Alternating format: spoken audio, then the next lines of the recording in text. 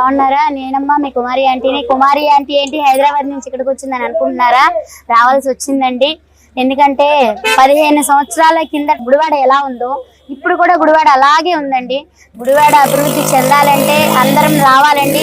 రావాలి, అందరం కలిసికట్టుగా చేసుకుంటేనే మన అభివృద్ధి అనేది మన చేతుల్లోనే ఉందండి. కాబట్టి ఆ అభివృద్ధి కోసం నేను హైదరాబాద్ నుంచి నా స్వస్థ స్థలమైన పెద్దరికపాడికి రావడం జరిగిందండి. సో వెనిగండ్ల రాము గారు ఈ తెలుగుదేశం పార్టీ మహా కూటమిని ఘన విజయం చేసి అఖండ విజయం చేకూర్చాలని మనస్ఫూర్తిగా కోరుకుంటున్నాను. అలాగే మనకి ఇప్పుడు వరకు ఉపాధి లేదు, అంటే ఉపాధి అంటే మనకి ఒక ఉద్యోగాలు లేవు, అలా లేకనే కదా మనకు ఒక పరిశ్రమలు లేకనే కదా మేము ఇక్కడి నుంచి పొట్టకూటి కోసం అక్కడ దాకా వెళ్లాల్సి వచ్చింది. ఆ అభివృద్ధి అనేది ఇక్కడే ఉంటే నేను ఇక్కడి నుంచి అక్కడికి వెళ్లాల్సిన అవసరం ఉండేది కాదు.